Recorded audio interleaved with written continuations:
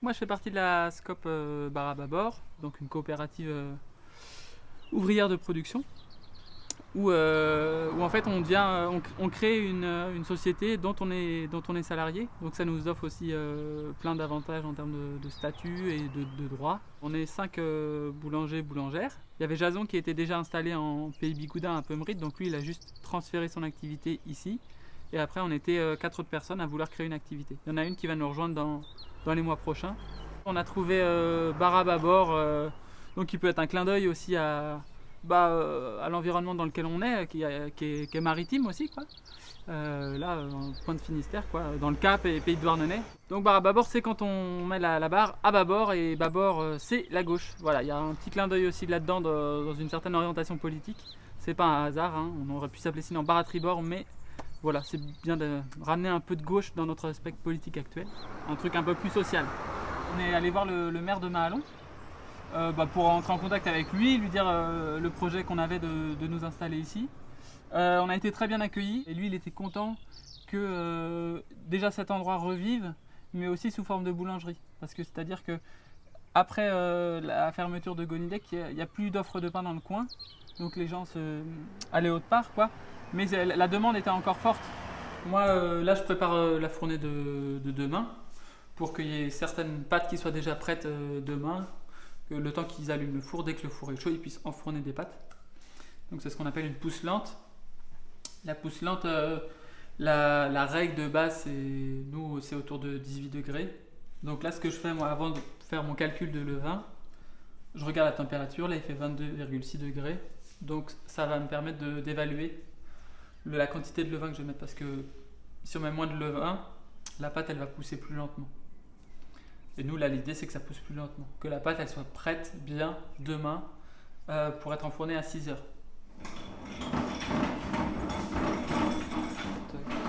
Ici.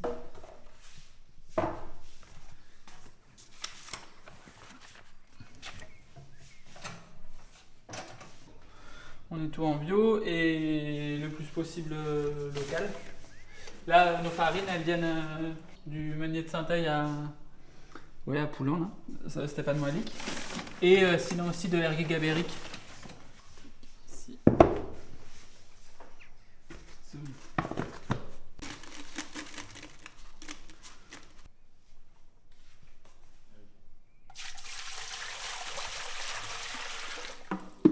Nous, on a choisi le label Nature et Progrès parce que voilà, on voulait avoir un label qui précise qu'on était bio. On s'est tourné directement vers Nature et Progrès parce que, bah voilà, pareil, une histoire d'engagement. Pour nous, c'est un label qui certifie pas juste qu'il n'y a pas de pesticides, c'est un label qui certifie que on prend soin de l'humain, qu'on prend soin de l'environnement à côté aussi. C'est un label beaucoup plus global, quoi, qui a une dimension, enfin qui est multidimensionnelle, quoi. C'est pas juste un label technique. Pour créer un levain, on prend de l'eau, de la farine, on mélange, on attend 3 jours. Normalement, il y a une fermentation qui s'est développée, naturelle. C'est-à-dire que c'est avec tout ce qu'il y a dans la farine et l'eau, plus les bactéries environnantes, qui créent une fermentation.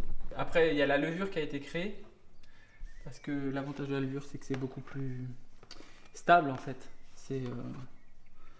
On sait comment ça réagit. Le levain, il y a toujours un peu une surprise.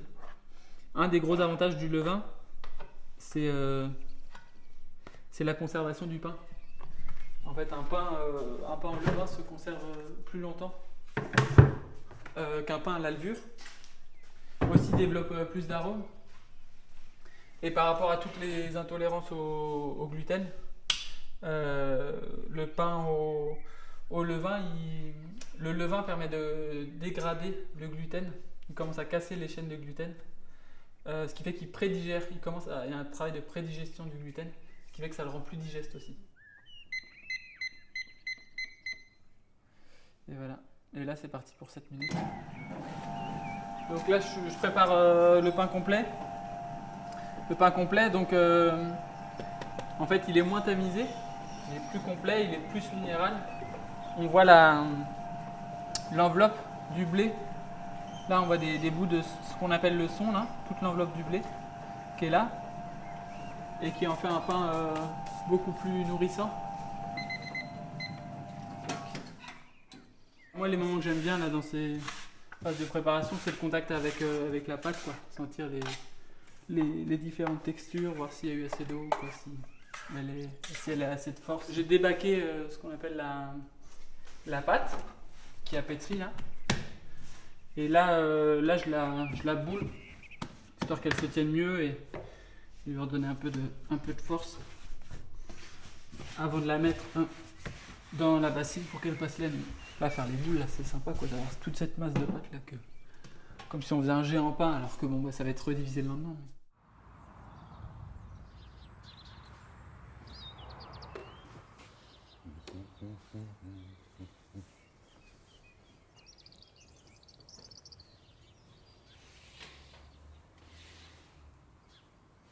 Donc là, hier soir, Tristan a pétri vers 18h. Moi, ce matin, j'ai façonné à partir de 4h.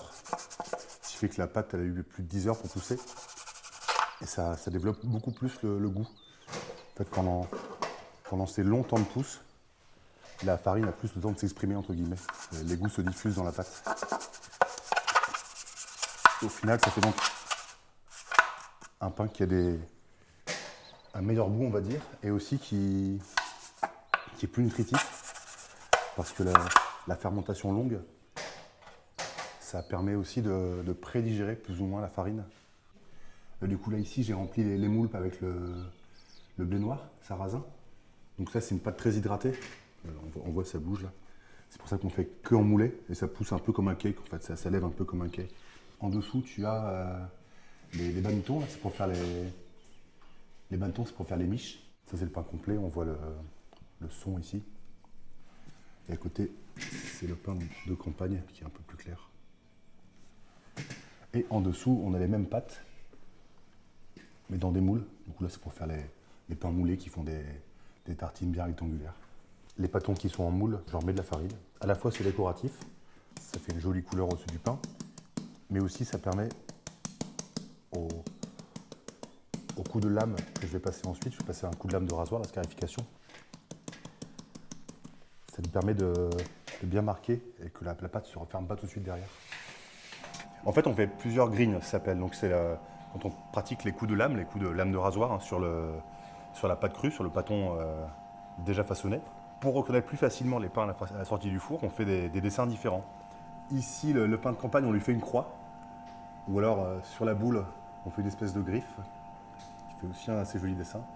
Et enfin, le pain complet, on lui fait des grignes en diagonale. Tous ces dessins-là, c'est des dessins assez classiques finalement chez les boulangers. Et en gros, ça correspond à des formes qui permettent encore une fois à la pâte de bien développer à la cuisson. Parce que le but de ces grignes, c'est de laisser la pâte se libérer, se développer quand elle rentre au four. Et c'est parti.